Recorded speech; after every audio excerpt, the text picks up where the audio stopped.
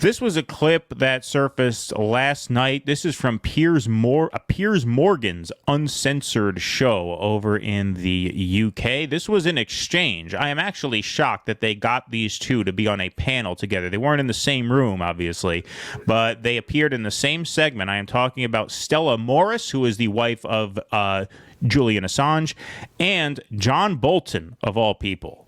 And John Bolton sort of bragged about the Assange extradition and expressed his desire for Julian to be sentenced to almost 200 years in prison. And then Stella snapped back pretty epically. I think we should give this a watch. He's no more a journalist than the chair I'm sitting on. The information that he divulged did, in fact, put many people in jeopardy.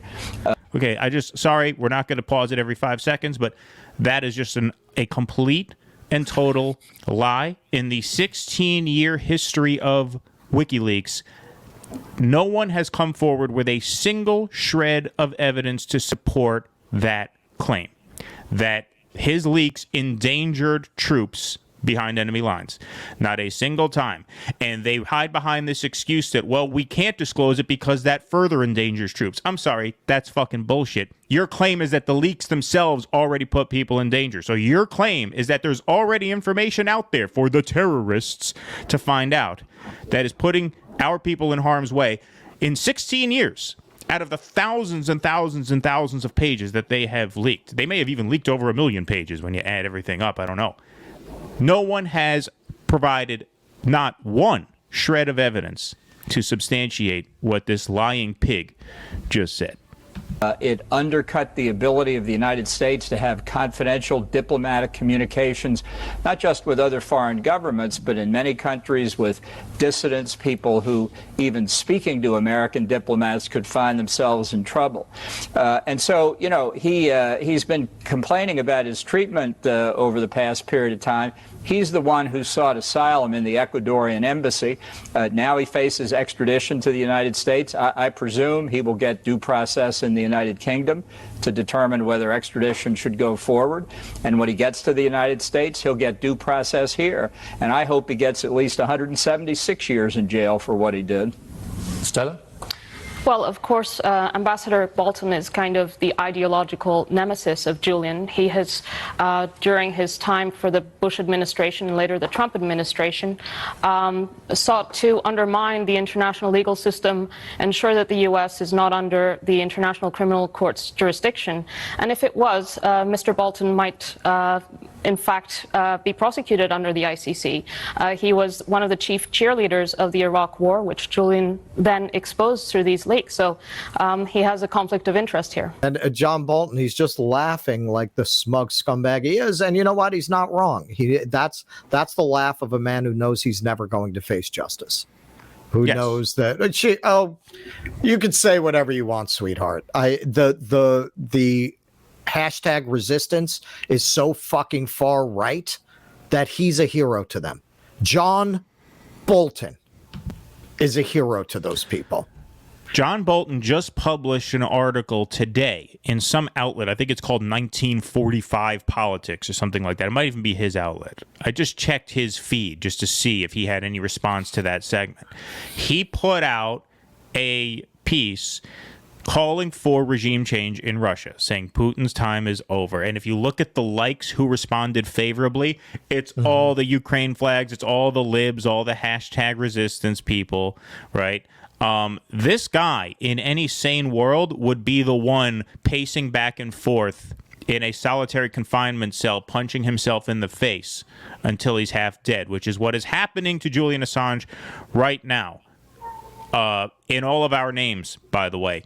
This is the guy who was obviously overseeing a project that murdered brown people by the hundreds of thousands, all the libs who are all about all the Black Lives Matter signs on the lawn, diversity, this, love is love, science is real.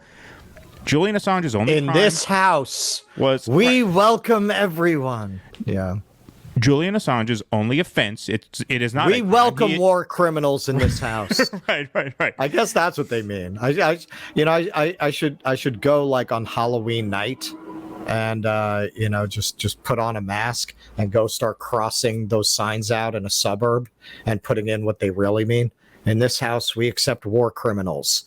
In this house, we accept Republicans responsible for the death of millions of brown people. Yeah. Then, yeah. Exactly.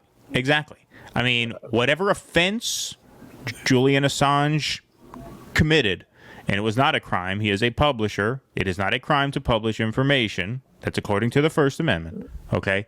Whatever offense he committed against these people was exposing the mass murder, the wholesale slaughter of poor brown people in our name. So all of the libs who are retweeting his article about regime change in Russia now, that is what Julian Assange was responsible for exposing, and John Bolton is as guilty as any. And good on his wife. You don't feel they can balance that out by going to Wakanda Forever on opening weekend? Well, I mean, it would take a lot of them. That would have to be a big opening weekend to outweigh that. All right. I think that's their plan. I think that's what they're going to do. I mean, that was a pretty epic thing to say to him, which is that if John Bolton were put in front of the ICC, the International Criminal Court, he might be facing some of the consequences that her husband is facing now. And that took a lot of guts to say. I give her so much credit just for keeping her composure. I mean, she is staring down one of the most evil people in the modern history of geopolitics. And that is not an exaggeration by any stretch. Bolton is as bad as it gets. A guy who's literally laughing at her as her husband is being tortured to death for practicing what we here in the U.S. consider people's First Amendment rights. Mm-hmm. And she stayed not anymore so much. Well, not anymore so much, but supposedly, until Donald Trump came down the fucking escalator there, this meant something. Good for her. That was. I mean, she was obviously very composed. Her husband, same way. I always thought, he was he always seemed very calm. And now he's obviously, what's happening to him is completely sick and inhuman. And by the way, I want to plug this. We're going to clip this for YouTube later this evening. There is a rally outside the Department of Justice in Washington, D.C. this Saturday, the 8th, from, I believe it's noon to 3. It might be 1 o'clock. I should have had that fucking written down. I had the guest list written down. I didn't have the time. But anyway, get there at noon and you won't miss it. There is a rally outside of the DOJ to free Julian Assange. They have a great lineup of speakers there. Chris Hedges, Stephen Donziger, John Kiriakou. And the Green Party is showing up there. Jill Stein's going to be there. Friend of the show, Matt Ho, is going to be there. Great dude. He's going to be speaking there. Guess who's not going to be there? Any of the members of the illegitimate party of Democrat filth and scum and garbage. AOC you mean at the squad's not Ilhan going Omar's to be not there? Gonna be there. Cory Bush not going to be shocked. there. Bernie Sanders not going to be there. Can't believe it. None of the Democrats, none of the progressives showing up for a journalist who's being tortured to death for the crime of being a journalist. Look, you have so many people who hate Jimmy Dore. I know you yourself have your own kind of inside stories about why Jimmy Dore is personally an asshole. And fair enough. Sure. Time has proven him right about pretty much everything. It has proven him right that these people were not going to stand with us, that in the end, we were being sheepdogged into the Democratic Party, that the squad was going to end up just bending the knee, that Bernie Sanders was not going to stand up for issues that were really going to threaten his political career or get him real backlash. Look, crazy Bernie can go up there and talk about the billionaire class all he fucking wants, right? If he were to go up there and start talking about Julian Assange, Bernie's going to have a heart attack pretty quick, and he knows it. All right, so here's the information here. It's 12 to 3 p.m., so noon to 3 this Saturday, October 8th, outside the U.S. DOJ, which is 950 Pennsylvania Avenue Northwest in Washington, D.C. They have a great slate of speakers lined up.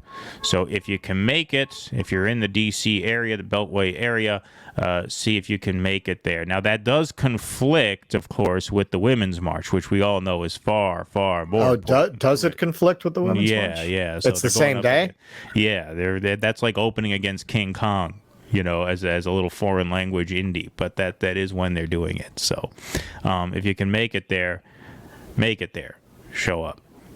Well, maybe if they wear little pussy hats with the First Amendment woven in. Yeah, right, exactly. Right.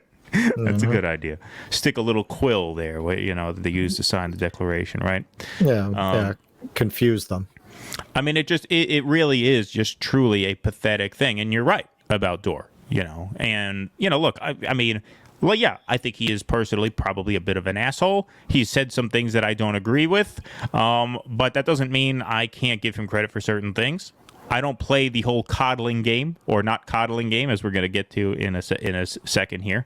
I'll take what people say on face value, where you're right. When you're right, you're right. That's an old New York Jewish saying. That's an old Bronx Jewish phrase. When you're right, you're right. God damn it. When you're right, you're right. Exactly. And he's right. He's right.